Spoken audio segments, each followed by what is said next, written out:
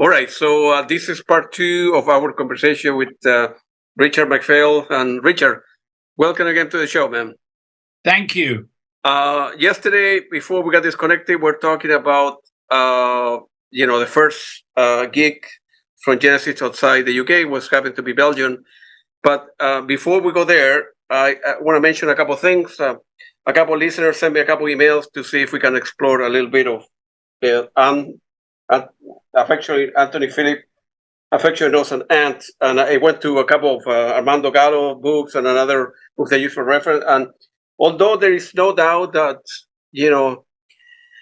Anthony Phillips, stage fright, he was quiet, he didn't want to be on the road, but I think Armando has something very interesting to say here. Say we were in terms of ant split, right? We were a bunch of perfectionists. There was always so much wrong. Toward the end, for me, it was sounded so wrong. So I always wanted to come off stage feeling terrible. Music was something that I have loved, was becoming something that really dissatisfied me profoundly. There were personality clashes, yes. I would be foolish to deny that. But being so very English, we didn't talk to each other. As much as we should have. Right. All right, so the answer always lies in between, right? So I'm a psychologist in a way. I'm here to listen, and I'm a historian, right? So I want to bring facts to the table. There always lies in between. But anyways, Anthony, after leaving Genesis, he did extremely well in his life.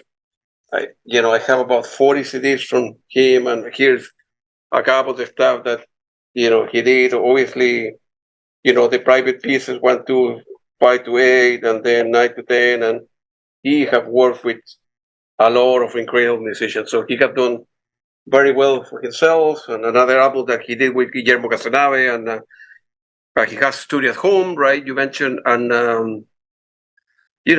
done work for television, commercials, and so forth. So very happy for him, man.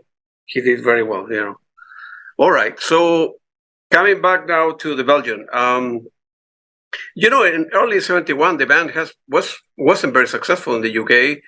So, but Trespass reached number 1 in Belgium. At the time, the band they have a couple new members, right? Phil Collins and Steve Hackett, and that was the first gig overseas. And feel free to elaborate. The band could not afford cabins at all, so they so. We didn't have two sticks to rub together, but we got this gig in Belgium, which was all organised by one guy who'd become a fan, and he told, I think he was a journalist, and he just wrote about us. And so we arrived, and it was like a sort of gymnasium, and it was full of people, and it was wonderful. When we arrived, they all came out and grabbed the equipment and carried it inside for us, which is always wonderful. That never happened before. And Phil heard me speaking French for the first time because I was trying to get directions as to where to go. Because you've got to remember, there's no sat nav, there's no mobile phone, no computers, none of that stuff. So we just drove to Brussels and started asking. And so I spoke to this guy in French because I did French at school. And Phil was in the van with us, and he was completely blown away. He went back to when he saw the others. He said, "My God, Richard could speak French and understand and talk to this, get the directions." And the others could all speak it just as good as me, if not better. But so they weren't that impressed. But it was funny. He'd never heard anyone speak a foreign language before, which is amazing. Yeah. Wow. We were very green, but we were very well received, and it was a big boost.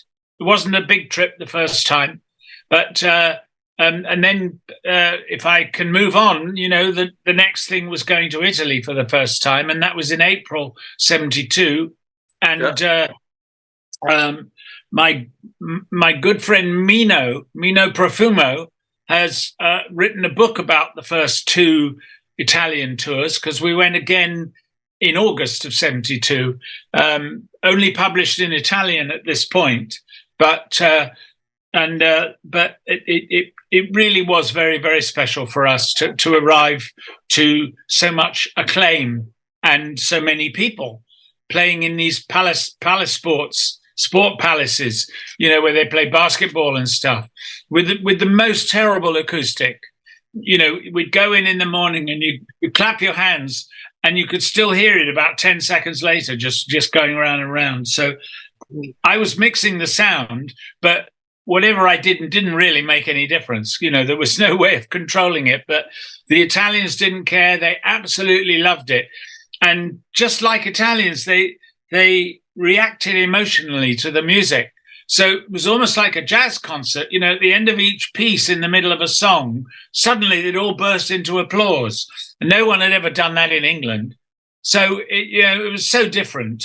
And we'd get into the gig at 11 in the morning, and it would just be this huge place just with a stage. Yeah. So we'd back the truck up to the stage and just unload everything, set it up, get it all going, do a sound check. The Mellotron always took a lot of coaxing back into life, but we got it to work. And then the promoter, Maurizio, he would say, "Okay, let's eat." And wherever we were, they knew the best restaurants, and the food just blew our minds. The way the Italians eat was unbelievable. Yeah. Then we go to the hotel and collapse into bed, full of food and wine, and boiling hot outside, and sleep for a couple of hours, and then get up, go down, and do the gig. So that's the way the days went, and it was just wonderful to be there. We loved it, absolutely loved it. Yeah. So. But as I think I was saying at the beginning to say in part one, that gave the band an incredible lift to be received that way. It was an enormous boost of confidence. I mean, I remember one time we finished a tour in Italy. I think it was the second one that year. Literally 10,000 people in a sport palace in Rome, and then came back to England and. Next gig was in a town called Peterborough, which is in the Midlands in England, and there were 20 people there. So it was a very weird experience. But fortunately, then Foxtrot came out, and that really started to get some attention. And things lifted from there, and we started to go abroad to other countries, France, Germany, and so forth. And the career really picked up around then. Yeah. From there. Before we talk a little bit about Foxtrot, the five moved into the Charisma owner Tony Smith residence, right? The Luxford House. Yeah. In the summer '71 to record the Nursery Crime album. Not to record. It was recorded in London, but right. It was written down there. It was written there, right? So yes. So that used to be Trident Studio, right? Yeah. We used to take the summer. We'd stop doing gigs, and then, except for maybe the odd festival, and then we would go down to this house that Tony had, and Luxborough in Crowborough in Sussex, and just stay there. And there were stables, and we set the gear up and rehearse. Yeah. And again, I became the cook, and occasionally Strat would come down, and like that, and then that Nursery Crime was ready, up to London into Trident Studios with John Anthony and the producer, and get the record done, and then it would come out in the autumn, and we go back on the road. Yeah, so it was tour, recording, rehearsing, recording, tour, recording, rehearsing. Those were that was it. That was what it was at the time. And, that was our life. Yeah. Yeah. So then Foxtrot came alive, and was released on October 6th, 1972 on Charisma Records again, with the famous 23-minute track "Supper Ready." My God, man! Every time, I don't know if the same happened to you, but when I listen to cover bands and Genesis and Steve Hackett, it brings me so much memory. How close and then I would mention a couple of things in like 10 minutes.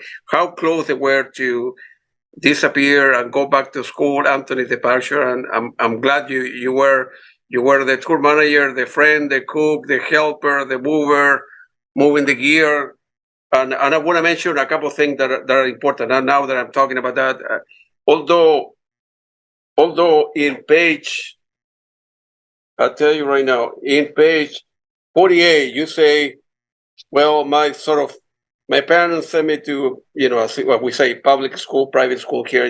They spent a lot of money wanting me to be a lawyer, a doctor, a politician, and they couldn't understand, obviously tearing their head out and wondering what to do with this hopeless failure of son who just kept wanting to do rock and roll and so on and so forth.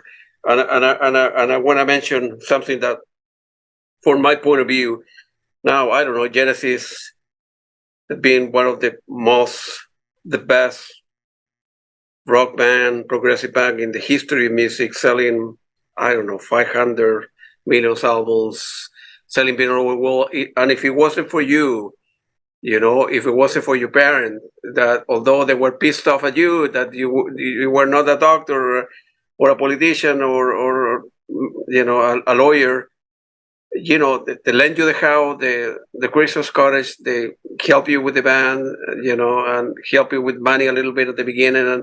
But if it wasn't for you, Richard, we wouldn't be having this conversation. So no, it's true. You're two bullets. You deserve a lot of credit, Richard. Well, the thing is that you don't have to be a psychiatrist to work out that I had my own aspirations as a singer. And they ended quite early. And I suddenly realized that these weren't just my mates. They were really good and potentially world-beating. And so I sublimated my ambitions as a singer into supporting them. It's fairly straightforward, really. And so that for them to become successful became my vocation.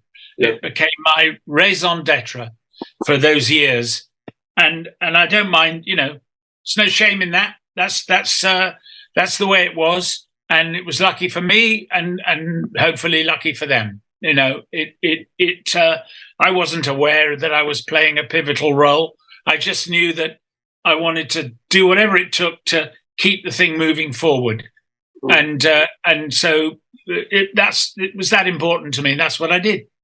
Yeah, okay, perfect. That's a very good answer.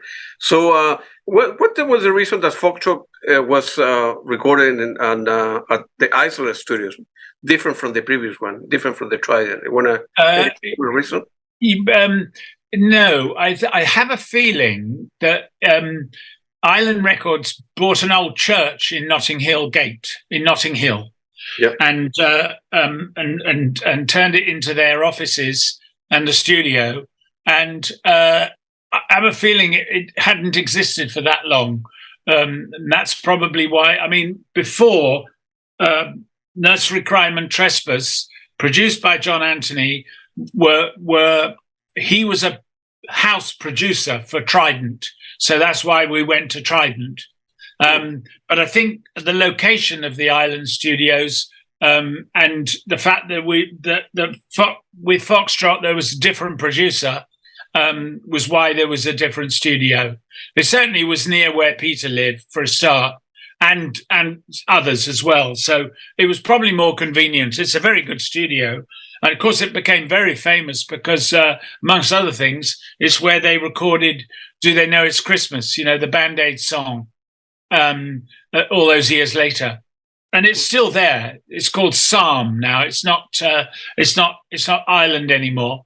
But so that's why we switched, I think. And so, it worked out. John Burns, David Henschel, they did a great job. I have to say, I think Genesis were a very difficult band to produce. And I think John Anthony did his best, but I was never personally happy that he'd really captured the power of the band that I heard playing every night, that didn't really translate onto record as well as I would have hoped. for trespass and nursery crime. But when Foxtrot came along, just the sound and the power, they really were there. And then, of course, to cap it all, the whole of the second side, vinyl, was Steve's piece, Horizons, and then The Supper's Ready. And as soon as I got a tape of Supper's Ready, before the album was released, whatever we were doing, going to a gig, going to rehearsal, whatever, we would play the whole thing and just listen. It was almost like a sort of religious observance, listening to it every day, because we just loved it. I say we, I mean the crew, the roadies that were with me at the time, and things were going well. We were definitely getting bigger audiences. We were getting better fees and better offers and all of that stuff. And it was a very, very special time. And I'm very, very lucky to have lived through it. Yeah, perfect. Trident Studio doesn't exist anymore, right? I don't believe so. I mean, the thing is that, obviously what happened in recent years is that recording equipment got so small and digital, so much better quality that most people, if you're in a band and you're a serious musician, you have a studio at home. Tony Levin made an album called World Diary, a solo album of his, and he did the whole thing in hotel rooms, literally. He was on tour, and he had a friend who was an engineer, and he put together something he could fit in a suitcase, and he just went on tour with it and made a whole album just touring the world. And whoever was around, he'd get to come in and play with him.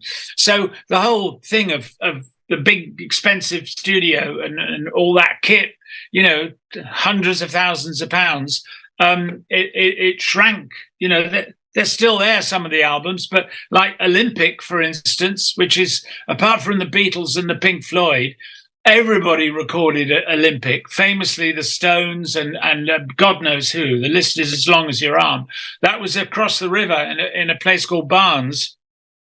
That's now 2 cinemas and a restaurant, and so that's just those big studios. There just isn't the market for them anymore. So a lot of them have disappeared. Yeah, perfect. Yeah, nowadays, like you mentioned, many people with powerful computers and knowing how to do it, like the big studios, and are kind of disappear, and you can do everything in a basement or a living room of a house or something. Yeah, and. So then in September 1972, Genesis played a warm-up gig in National Stadium, Dublin. And then during the last song, this is a very good story. During the last song, the musical box, Gabriel disappeared during the instrumental version and then reappeared wearing his wife's red dress and a fox head. Mimicking obviously the Foxtrot front cover. Feel free to elaborate how that happened, and I think people were freaking out. I mean, not just the audience, but the member. Well, he didn't tell anyone he was going to do it, because he knew if he did, certain members of the band would have done their best to stop it, and so it was an amazing surprise, and it completely brought the house down. As you say, not just the audience. The audience went crazy. And of course, by then, he could turn around and say, well, it went down well, and I've done it. So it really was the beginning of a whole new era of Peter and masks and costumes, etc., which obviously he got the bat wings and the big cape for Watcher of the Skies. And in fact, the musical box, he didn't do the Foxy's head in the red dress after a while. He came on as the old man, because that's the lyrics of the song. That's right. And he comes on and sings the end of the song and dies on stage. But no, so of course everybody loved that, and that then obviously further down the line culminated in what he did for the Lamb, which the most incredible costumes and show and back projection, and just groundbreaking stuff. No one else was doing anything like it. Maybe David Bowie a bit, with Ziggy and stuff, but Peter was absolutely at the forefront of that. And that the National Stadium, it was a boxing stadium in Dublin, of all places. That really history changed that night when he came on in the red dress. Not only that, I think a couple of days after, they make the cover of the Melody Maker with the picture. Who is the guy? So I'm quite sure that Tony Banks couldn't complain anymore, because they say, "Hey, look at all the bluesists that we got." So exactly. I'm glad that we didn't stop you, right? It was really. It was undeniable that it really did help. And then not long after that, we did a gig at the Rainbow, which was the big venue in London at the time, in North London. And, that was another big turning point, because it was absolutely packed. Everybody knew every word and every note. And it was just the most incredible reception, the biggest number of people we've ever had. It was truly wonderful. And I got to do the sound for that. And I was because the Rainbow was set up on the model of the Fillmore, West and East. Same crew of people who set up the Fillmore East came to London and created this, and it had its own PA built in, which again was unique in the country. No one had ever done that before. And there was this incredible kind of crow's nest where the sound and lights were mixed from. It was just wonderful to do that. It really, really was fun. And they sounded amazing. They played really beautifully and rose to the occasion totally. And that, again, got enormous attention in the music press. Even some national newspapers, I think. So that was a big breakthrough moment. Coming on the top of being in Italy, it was like finally kind of Genesis coming home on that level. It was very special. Yeah, give me 1 minute. Yeah, unbelievable. And then, so you were doing well. Then eventually became the tour. Were promoted as a tour manager or something. Whatever you were doing all the work to begin with. So it wouldn't. The title they give you. I wasn't humping the gear anymore. Yeah. It got beyond that. So I was the guy with the briefcase traveling with the band, and briefcase full of money, hopefully, and mixing the sound. So that was really fun, because that then led up. You're probably going to get to this, to the first trip to America. Of course, we'll be there. Yeah, Christmas. Yeah, it's glad to see the progression.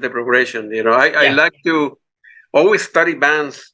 The beginning of Camel, the beginning of Gone, the beginning of Led Zeppelin, the Pink Floyd guys, so to see how difficult it was. Everybody think that the Genesis guys sold the music right for 300 million, and they did very well in live. But that's 50 years after that. They were struggling, and they didn't have a place to sleep. Many at the beginning, you mentioned that in many gigs you would play outside London and come back to London because they didn't have money for a hotel or food or nothing, right? No. So, and the motorways hardly existed either. So, we used to have a van that was terribly overloaded. We'd be crawling up the hill, and trucks would be going past us. It was it was tough. We worked hard. Yeah, no, but it was worth it.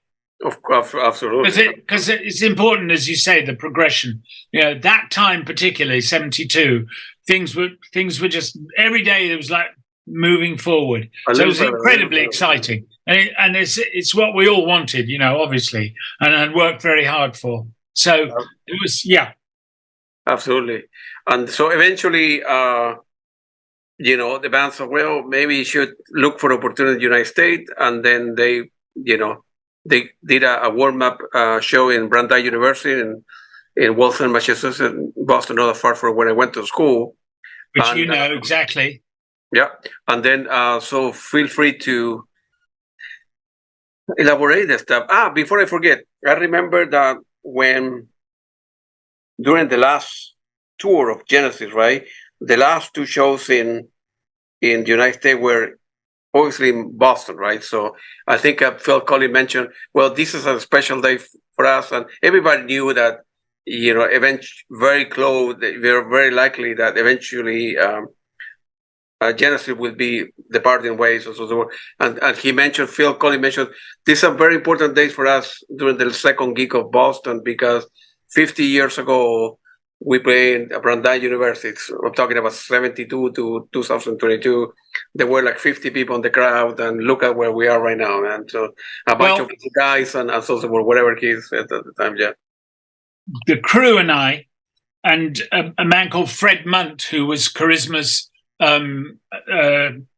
head tour manager, because he'd been to America before. We flew with the gear to New York, and we had no flight cases. We literally just took the van down to the airport, unloaded it onto forklift trucks, and it was put on the plane and then unloaded in New York. We went out to JFK Cargo, and to discover that basically not surprisingly, they dropped the Mellotron, and it was in a terrible state. Anyway, we loaded it up. And I mean, one of the most extraordinary days of my life was the day that we started in Stratford in East London. We got on the tube. We went morning rush hour. We went to Heathrow, flew on Pan Am 747, no longer exists. It was all Pan Am and TWA back then, both of them gone. But flying on a wide body jet, it was all like science fiction. Arrive in New York, and it's December, and those days in New York where it's not quite snowing, but it's sort of very cold rain, and the tops of the buildings are in the clouds, sure. And the whole thing was just like being apart from having just flown the Atlantic for the first time, the whole thing was like being in a sort of science fiction, semi-dream, semi-nightmare. And we were met by this guy who became the American manager for Genesis. He was called Ed Goodgold, and he was an amazing guy. He used to manage Sha Na Na, who a lot of people remember from Woodstock. They were a sort of rockabilly band. They did a song called At the Hop. But anyway, he was our guide and mentor, and we went to our hotel, and then he thought because we were English, we'd want to go to a pub. So there was this place which called itself an Irish pub, and he thought that what we wanted to do was go to an American restaurant. But he took us to this place called the Chef and Brewer, and we had beer and whatever we ate and everything.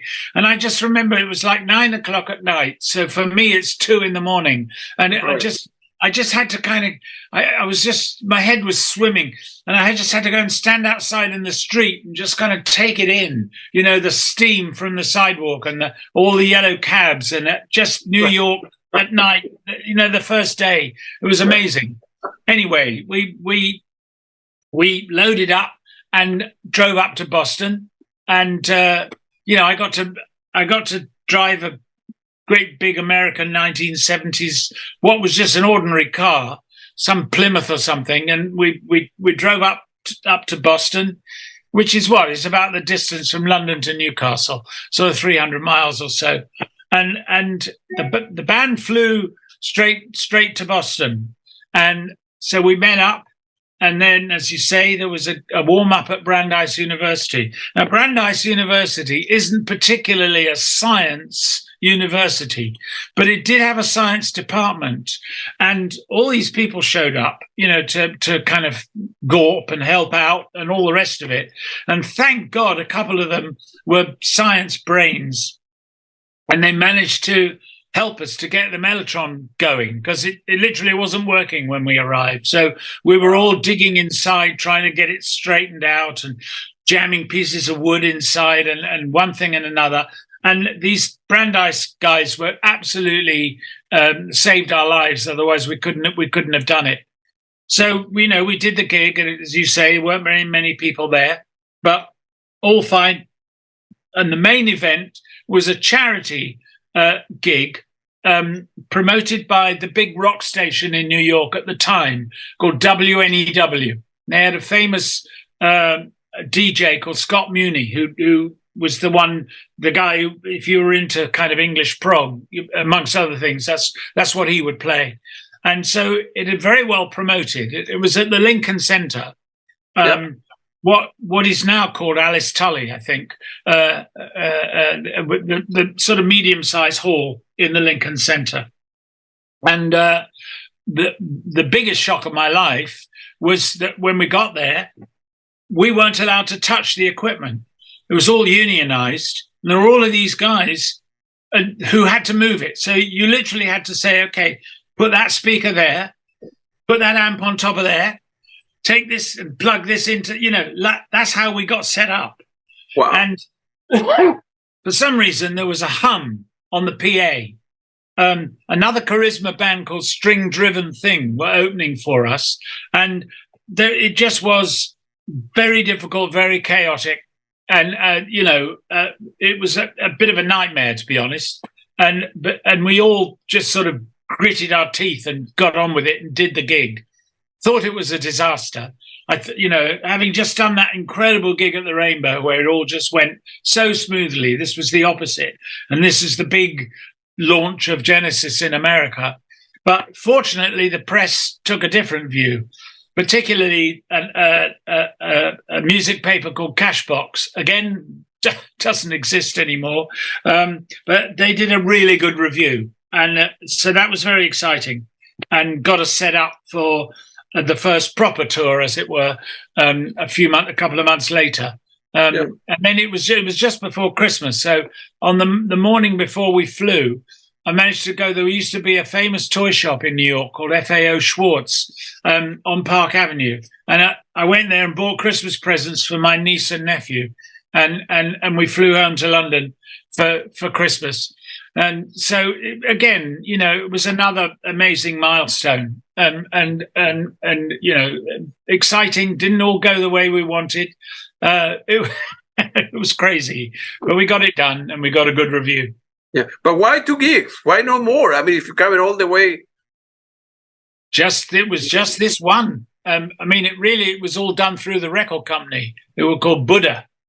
They were a branch of Atlantic, I believe. But, just going to the guy's office, the guy who was the head of Buddha, he was called Neil Bogart. And it was just, I guess, he was like he was straight out of Central Casting. There's this Italian-American sort of gangster-like guy, handing out cigars and Christ knows what all. We were out of our heads with the whole thing. It was just mad. But, great to experience. Very lucky.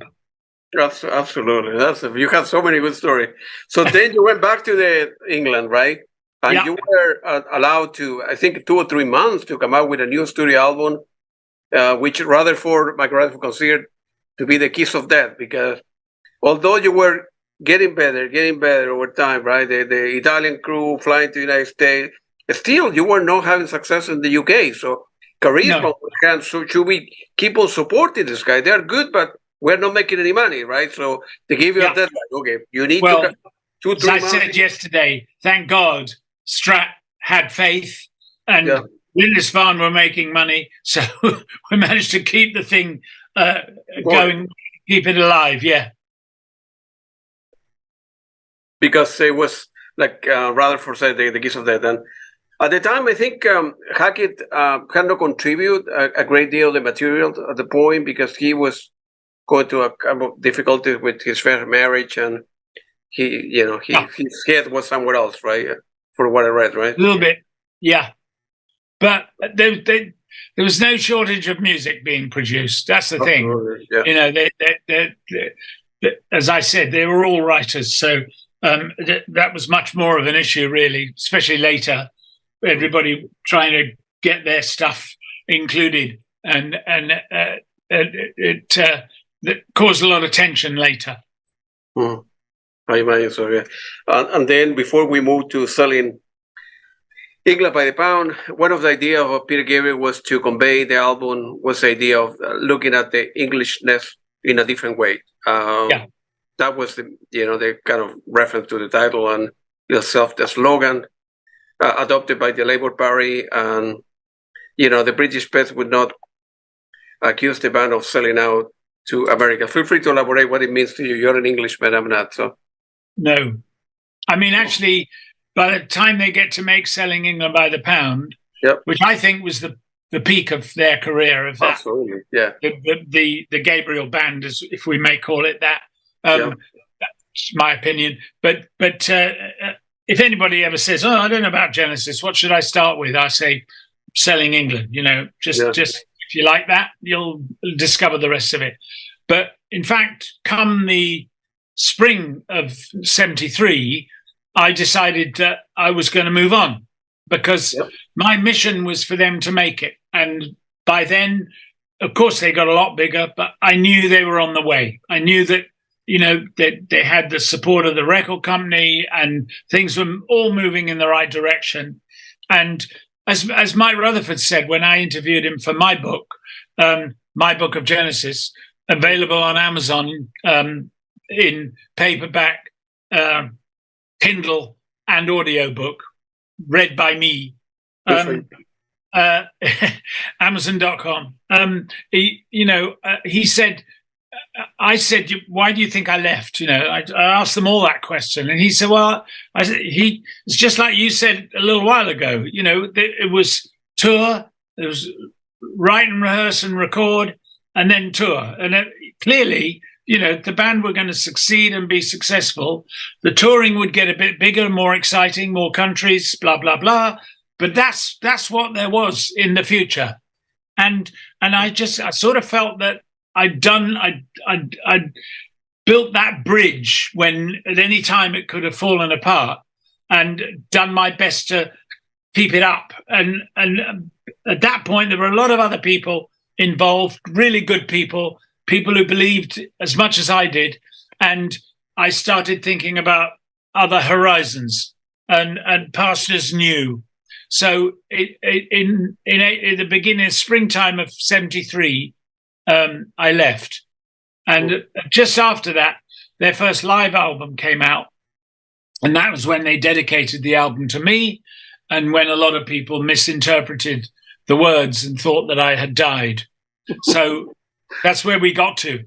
Yeah, I'm glad you did. I'm glad you didn't die. And then John Burns became involved. He helped me with all the productions, right? So, and the Foxtrot and so forth. So, are you in touch with him at all, or no? No. I saw David Henschel a while ago, but he's still around. But no, I don't know what happened to John Burns. He was a very nice guy. And I thought he was for them, he was an incredibly good producer. He really made them sound good. Yeah. And then Tony Banks ended up upgrading his equipment to a new model, the Mellotron, right? Of course. Yeah. Right. So, I read somewhere that Peter Gabriel said that he wrote all the lyrics contribution to the album in a couple of days. How?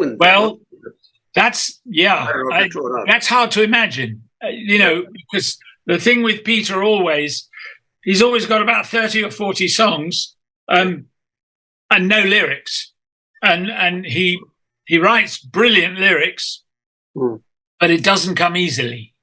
It's the rhythm and the harmonies and the melody of a song always come for him before the lyrics.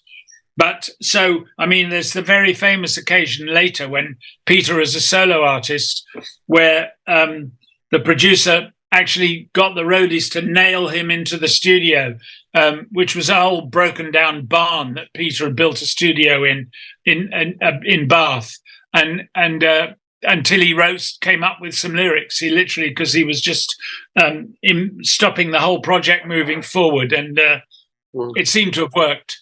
So that was Daniel Lanois, who was producing the album at the time. So maybe he did that. It's if he said so, who am I to disagree?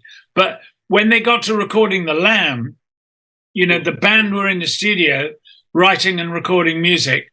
Again, that was another broken down barn on a Welsh farm. with a mobile studio where John was, John Burns, and Peter was in his bedroom in the farmhouse trying to write the lyrics. And, the whole thing got out of hand because it turned into a double album. So also A Kiss of Death, because the whole project was incredibly late. Peter came up with this crazy story about the, rail and all that. And they ended up having to go on tour in America because it was all booked without the album being out. And then playing the whole of The Lamb to an audience of people who loved them, but they'd never heard the record. So it was the first time they heard it. And that's not a good situation.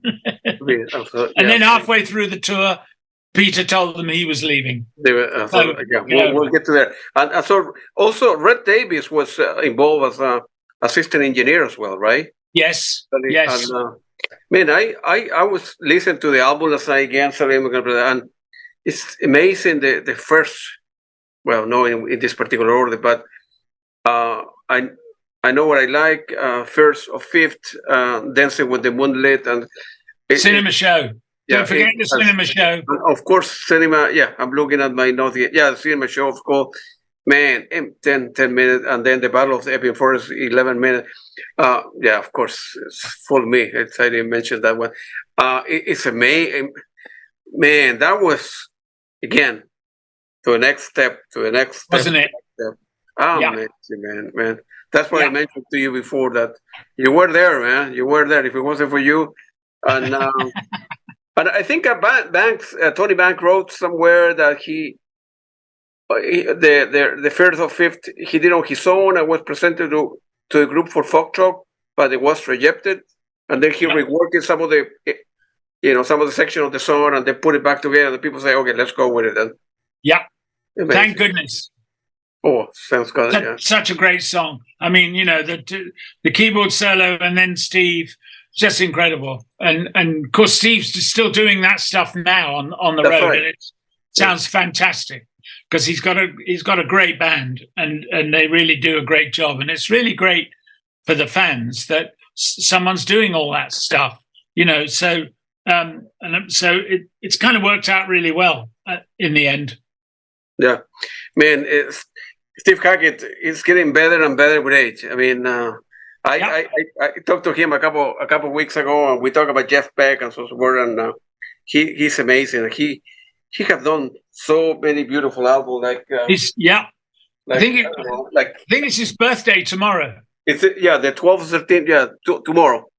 Yeah, they're I think at 23 hours apart from Peter Gabriel.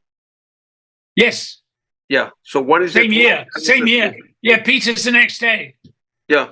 And then after that, it's Valentine's Day. You need to call the two of them. I do, and I will. So, we're talking about this Albert Hall.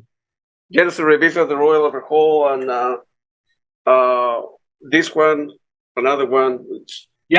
And then. That's from the Palladium. Yeah, and Selling England by the Pound. Yeah. And he's doing some amazing stuff. Yeah, there's a revision. I know. Anyway, and so good. Yeah. I went to see them the last tour late last year in a town called Northampton. Yeah. I never really liked going to London gigs because everybody's there. It's I like to go out of town. So Northampton. But you live there. I know, but if you go out of town, I know what you mean. I know what you mean. I get to the gig.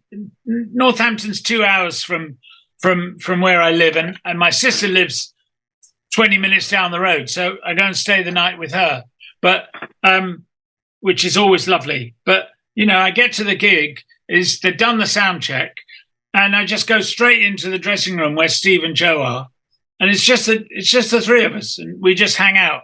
And if it's a London gig, it would just be everybody wants a slice. And so, I've always preferred to, that's why I told you with where Peter plays, we're going to go to either Switzerland or Italy to see him, because it'll be less crazy than the London shows. But I'm dying to see it. He's got all the old band, Pete, Tony, Manu, Manu and Katché, David Rhodes. And David Rhodes, yeah. He liked to stick with his names. I mean, that worked for him, right? So he knows his music and he knows what he like and so on. So eventually you end up leaving them. You, like you mentioned, you felt they have reached a stage where they could carry on without you. I knew that they would. Yeah. But looking, I want to ask you a difficult question. Looking back, you go back in your life and say maybe that was the right decision, maybe it was the wrong decision. Obviously, your life would have been very different, or you don't have second thought about, or you at the time was the right decision for you, right? Because you want to do other things, but yeah.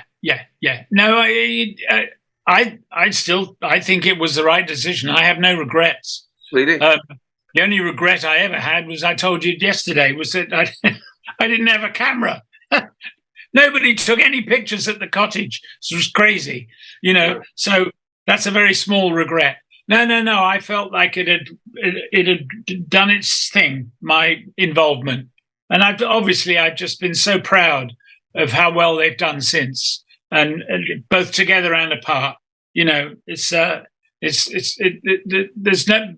other band like them. You can say the same about maybe King Crimson and stuff. It's a very different story.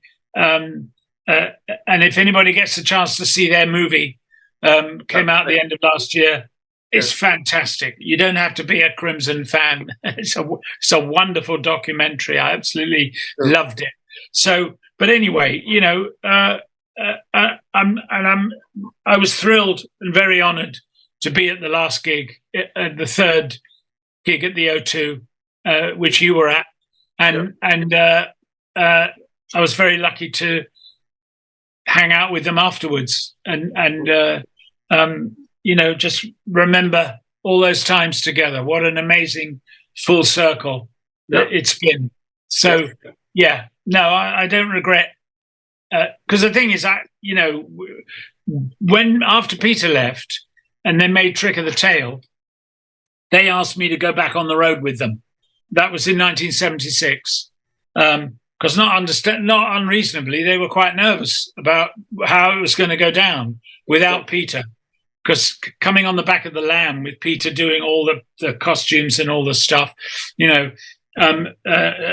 so I think they wanted me for a security blanket a bit. So the summer of 76, we went on tour with the Trick of the Tail.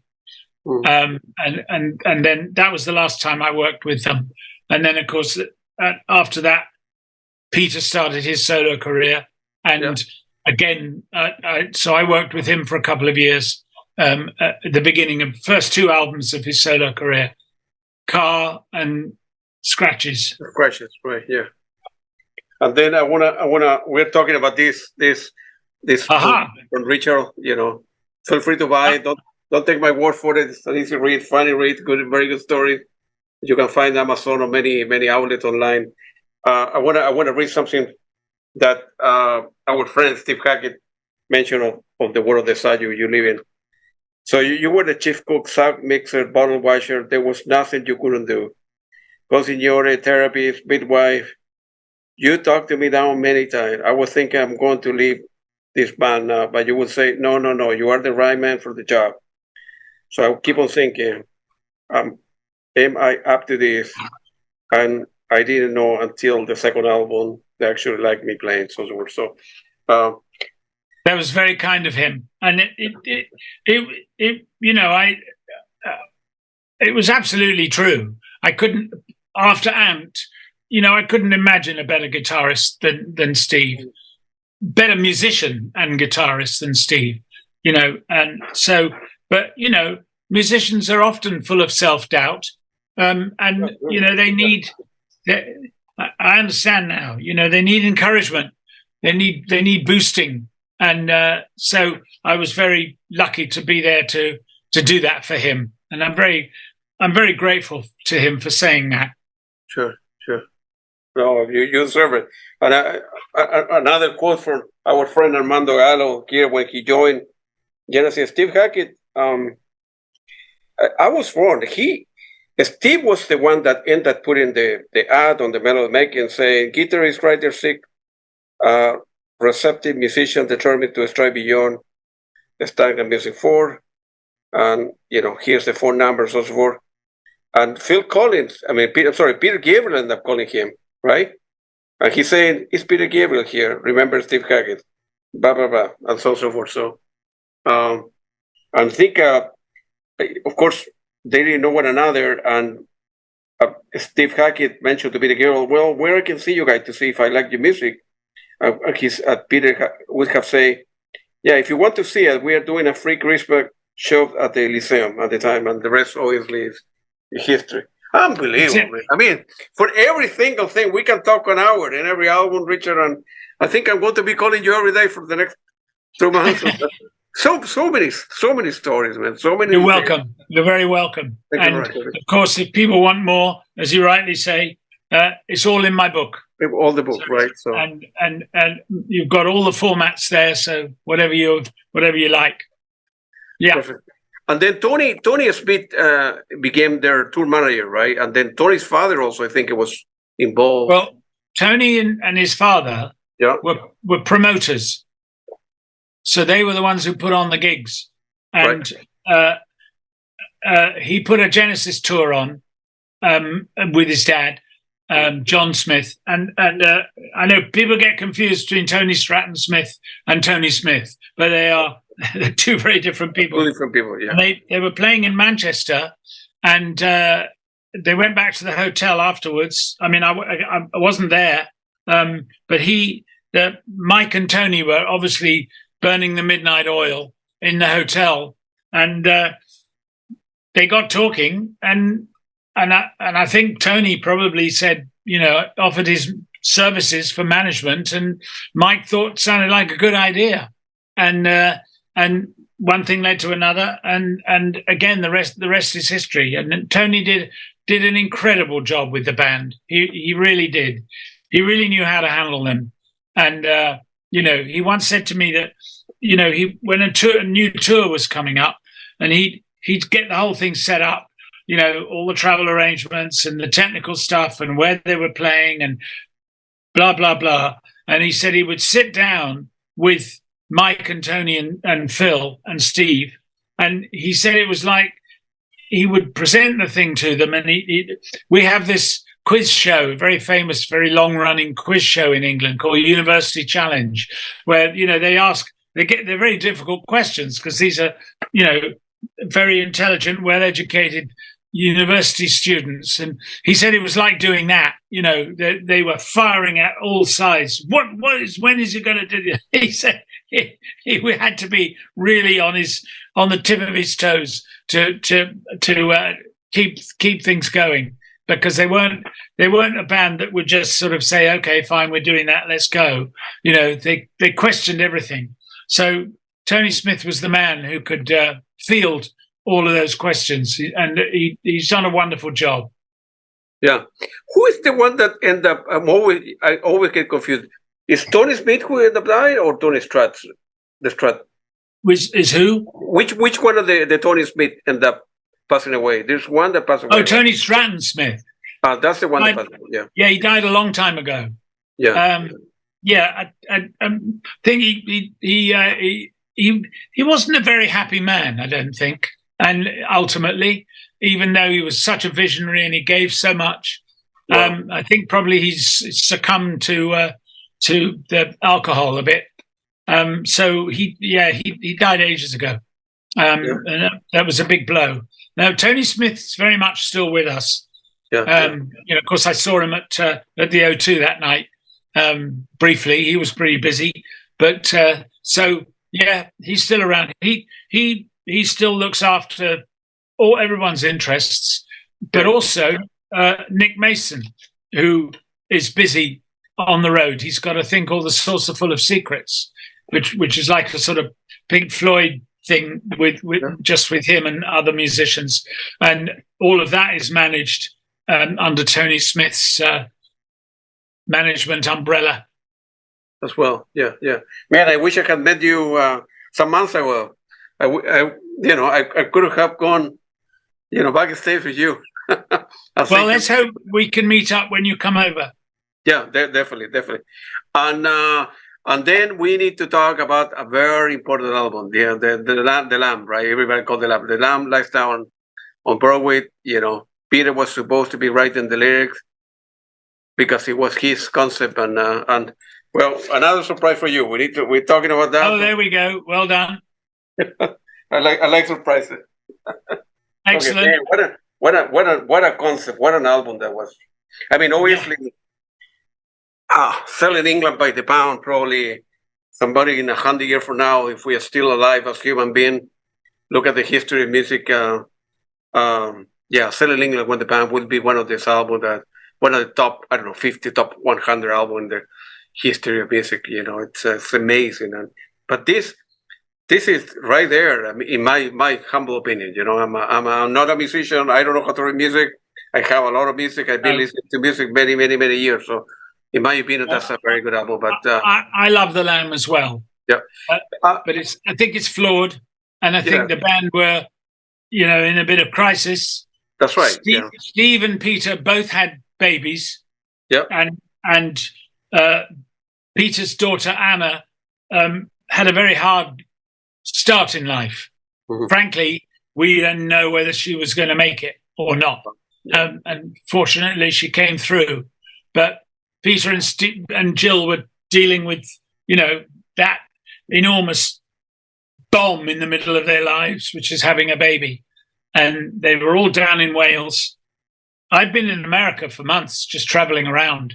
But I got home and I phoned Mike, and it was clear that things weren't in good shape. So I got in my van and drove down to the farm in Wales where they all were. And, it was a tough time. They've all talked about it. Tony Banks, he hated it, the production of that album. Having said that, the band produced some unbelievable music, incredible stuff. They'd been recording all day. The day I went down there, they were about halfway through the process. Peter would go to his bedroom and Anna would be screaming the place down. He'd be trying to write lyrics. The band would go down to the barn and just, jam. As Steve said, Genesis were playing free jazz. They were improvising, and a lot of that stuff made it onto the album. And, that's the only time they've ever done that. It was very special, incredible. And I'm very glad I witnessed that. But anyway, come what may, the album was produced. It was late. It was a double album, blah, blah.